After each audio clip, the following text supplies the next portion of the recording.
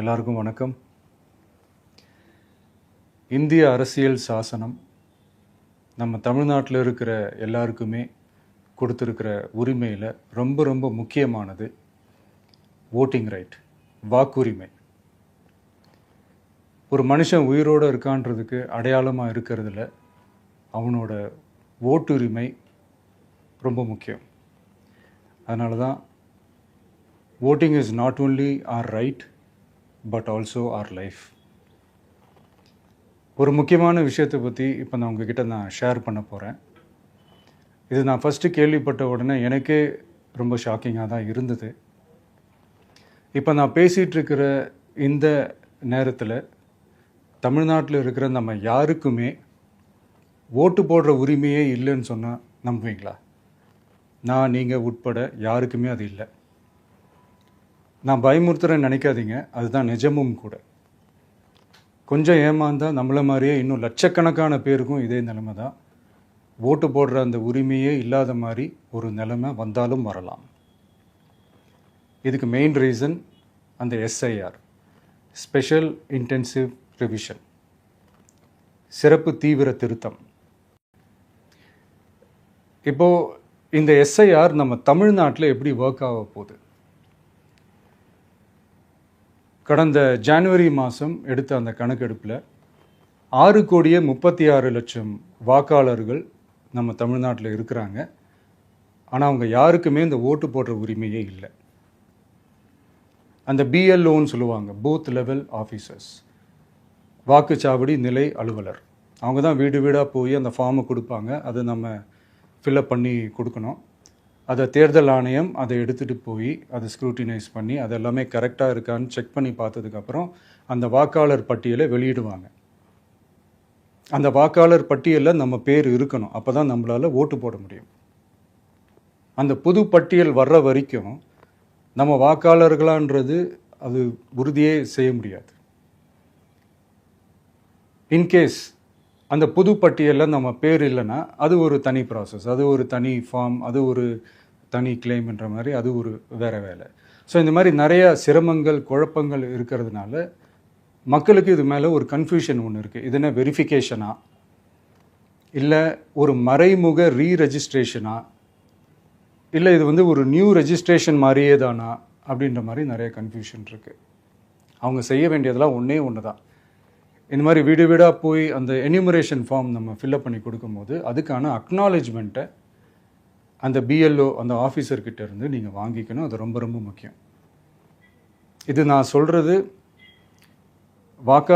வாக்காளர் பட்டியலில் ஆல்ரெடி உங்கள் பேர் இருக்கிறவங்களுக்கு நான் சொல்கிறேன். இப்போ புது வாக்காளர்கள், ஃபஸ்ட் டைம் ஓட்டர்ஸ், அவங்களுக்கு ஃபார்ம் 6ன்னு ஒன்று இருக்குது. அதை நீங்கள் ஃபில்அப் பண்ணி நீங்கள் உங்கள் ஏரியாவில் இருக்கிற சம்மந்தப்பட்ட அந்த உங்கள் அலுவலகத்தில் நீங்கள் டைரெக்டாகவும் சப்மிட் பண்ணலாம், இல்லை நீங்கள் ஆன்லைன்லேயும் சப்மிட் பண்ணலாம். அப்படி ஆன்லைனில் நீங்கள் சப்மிட் பண்ணிங்கன்னா அதுக்கான ஸ்க்ரீன்ஷாட்டை எடுத்து வச்சுக்கோங்க. ஃபோனில் மெசேஜ் வரும், அதை சேவ் பண்ணி வச்சுக்கோங்க. அப்ராடில் இருக்கிறவங்க கூட அந்த எஸ்ஐஆர் ஃபார்மை டவுன்லோட் பண்ணி நீங்கள் அதை ஃபில்அப் பண்ணி சப்மிட் பண்ணலாம். அதுக்கான அக்னாலேஜ்மெண்ட்டை வாங்கி வச்சுக்கோங்க. ரொம்ப முக்கியமாக உங்களோட பிஎல்ஓ அந்த ஆஃபீஸர் யாருன்னு தெரிஞ்சு வச்சுக்கோங்க. இந்த தேர்தல் ஆணையம் அந்த வெப்சைட்டில் போனீங்கன்னா அந்த பர்டிகுலர் பிஎல்ஓ ஆஃபீஸரோட ஃபோன் நம்பர் கூட நீங்கள் எடுத்து வச்சுக்கலாம். இன்கேஸ் உங்களை யாரும் ரீச் பண்ணலை இல்லை உங்களுக்கு அந்த ஃபார்ம் கிடைக்கல அப்படின்னா நீங்கள் அவரை காண்டாக்ட் பண்ணி அந்த ஃபார்மை வாங்கி நீங்கள் ஃபில்அப் பண்ணி நீங்கள் சப்மிட் பண்ணலாம். ரொம்ப முக்கியமாக அதுக்கான அக்னாலேஜ்மெண்ட்டை வாங்கி வச்சுக்கோங்க. இது எல்லாமே சரியாக செஞ்சாலும் இந்த எஸ்ஐஆர் மேலே சில டவுட்ஸ் இருக்குது. அது என்னென்னா, இந்த 6,36,00,000 வாக்காளர்களுக்கு ஒருத்தர் விடாமல் இந்த ஒரே மாதத்துக்குள்ளே எப்படி எல்லாருக்குமே அந்த ஃபார்ம் போய் ரீச் ஆகும்? ஒன்று. ரெண்டாவது, நீங்கள் வரும்போது வீட்டை பூட்டிட்டு வேலைக்கு போயிட்டு என்ன பண்ணுறது? இப்போ நீங்கள் வருவீங்கன்றதுக்காக வேலையெல்லாம் விட்டுட்டு வீட்டுக்குள்ளேயே உட்காந்துட்ருக்கணுமா? ஸோ இதில் மெயினாக பாதிக்கப்பட போகிறது உழைக்கிற மக்கள், ஏழைகள், வேலைக்கு போகிற பெண்கள். இவங்களுக்கு யார் கரெக்டான அந்த பதில் சொல்ல போகிறது? ஒரு நியாயமான எஸ்ஐஆர்னால் என்ன நடக்கணும்? இப்போது இறந்து போனவங்களை மார்க் பண்ணி அதுலேருந்து டிலீட் பண்ணணும். இப்போ போலி வாக்காளர்கள் இருந்தாங்கன்னா அவங்கள மார்க் பண்ணி டிலீட் பண்ணணும். இப்போ ஆல்ரெடி ஓட்டு இருக்கிறவங்களுக்கு எதுக்கு இந்த ரெஜிஸ்ட்ரேஷன் என்ற பேரில் இவ்வளவு குழப்பங்கள் அப்படின்றது தான் எங்கள் கேள்வி. இப்போ புதுசாக வர வாக்காளர்களையோ இல்லை ஓட்டு இல்லாதவங்களையோ சேர்த்தா பத்தாதா? இப்போ ரீசெண்டாக நடந்த இப்போ எலெக்ஷன் 2021, 24 எப்படி எல்லாருமே ஓட்டு போட்டோம்? அதில் ஓட்டு போட்டவங்க கூட இப்போ புதுசாக ரெஜிஸ்டர் பண்ணணும்னா அது ஏன் அந்த கன்ஃபியூஷன் அப்படின்றதான் நாங்கள் கேட்குறோம். அதனால தான் நாங்கள் எஸ்ஐஆரை எதிர்க்கிறோம். இப்போ புதுசாக சில கம்ப்ளைண்ட்ஸ்லாம் வர ஆரம்பிக்குது. அது என்னென்னா முக்கியமாக நம்மளுடைய டிவிகே தோழர்களுக்கு அந்த ஃபார்ம் கிடைக்க மாட்டேங்குது, கொடுக்க மாட்டேன்றாங்க அப்படின்ற சில கம்ப்ளைண்ட்ஸ். இது யார் பண்ணுறாங்க அப்படின்றது நான் தான் சொல்லி தெரிய வேணும்னு ஒன்றும் அவசியம் இல்லை உங்களுக்கு. இப்போ இருக்கிற ஆட்சியாளர்கள் அவங்களுக்கு கைப்பாவையாக இருக்கக்கூடிய சில பேர் வந்து இதை செய்ய ஸ்டார்ட் பண்ணியிருக்கிறாங்க. அதனால் மைடியர் வர்ச்சுவல் வாரியர்ஸ், இதை வந்து சாதாரணமாக எடுத்துக்காதீங்க. இது எல்லாருக்குமே அந்த ஃபார்ம் போய் ரீச் ஆகணும். இதில் ரொம்ப உறுதியாக இருங்க. அதையும் மீறி உங்களுக்கு அந்த ஃபார்ம் கிடைக்கலன்னா இருக்கவே இருக்கும் ஆன்லைன். தேர்தல் ஆணையம் அந்த வெப்சைட்டில் போய் அந்த ஃபார்மை டவுன்லோட் பண்ணி நீங்கள் ஃபில்அப் பண்ணி சப்மிட் பண்ணலாம். உங்கள் வீட்டில் இருக்கிறவங்களுக்கு நீங்கள் செஞ்சு கொடுங்க, பக்கத்து வீட்டில் இருக்கிறவங்களுக்கு செஞ்சு கொடுங்க, தெரிஞ்சவங்களுக்கு, தெரியாதவங்களுக்கு, பழகினவங்களுக்கு, பழகாதவங்களுக்கு எல்லாருக்குமே நீங்கள் தயவு செஞ்சு கொடுங்க.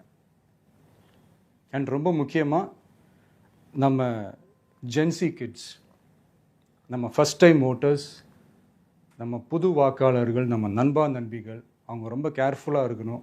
நான் ஆல்ரெடி சொன்ன மாதிரி உங்களுக்கான ஃபார்ம், அந்த ஃபார்ம் நம்பர் 6, அதை கரெக்டான டீட்டெயில்ஸோட கரெக்டான உங்கள் டாக்குமெண்ட்ஸை வச்சு அதை சப்மிட் பண்ணுங்கள். ஏன்னா வரப்போகிற தேர்தலில் நீங்கள் தான், அந்த ஜென்சி வாக்காளர்கள் தான் மிக முக்கியமான ஒரு ஃபோர்ஸ் அப்படின்றது எல்லாருக்குமே தெரிஞ்ச ஒரு விஷயம். அதனால் உங்களை டிஸ்டர்ப் பண்ணுறதுக்கு, உங்கள் பேரை அதில் இன்க்ளூட் பண்ணாமல் செய்கிறதுக்கு என்னென்ன வேலைகள் செய்யணுமோ, என்னென்ன தில்லுமுள்ளு வேலைகள் செய்யணுமோ எல்லாமே அவங்க செய்வாங்க. இது நமக்கு எல்லா திசையிலையும் எல்லா பிரச்சனைகள் கொடுத்துட்டு தானே இருக்கிறாங்க. அது டிஃபால்ட்டாக நடந்துட்டு தான் இருக்கும், அது ஒன்றும் பண்ண முடியாது. ஸோ அந்த மாதிரி ஓட்டு போடுற விஷயத்துலேயும் அவங்க என்ன உத்தரமராக மாறவா போகிறாங்க?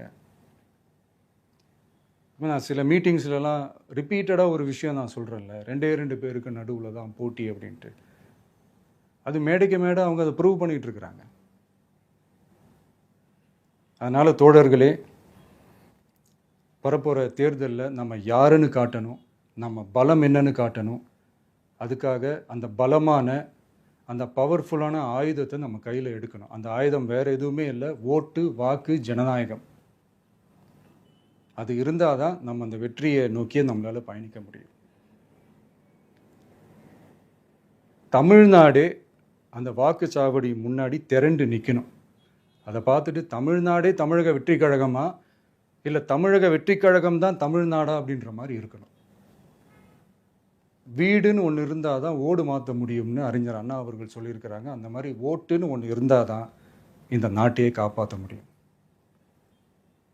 அப்புறம் இன்னொரு முக்கியமான விஷயம், அந்த எனிமரேஷன் ஃபார்ம் நீங்கள் ஆன்லைனில் நீங்கள் ஃபில்அப் பண்ணும்போது அதில் ஒரு சில ப்ராப்ளம்ஸ் வர்றதுக்கு வாய்ப்பு இருக்குது. அது உங்களுடைய ஓட்டர் ஐடியில் இருக்கிற உங்கள் பேரும், ஆதார் கார்டில் இருக்கிற பேரும், அந்த ஸ்பெல்லிங், இனிஷியல்ஸ் எல்லாமே ஒரே மாதிரி இருந்தால் தான் அது அக்செப்ட் ஆகும், இல்லைன்னா அக்செப்ட் ஆகாது.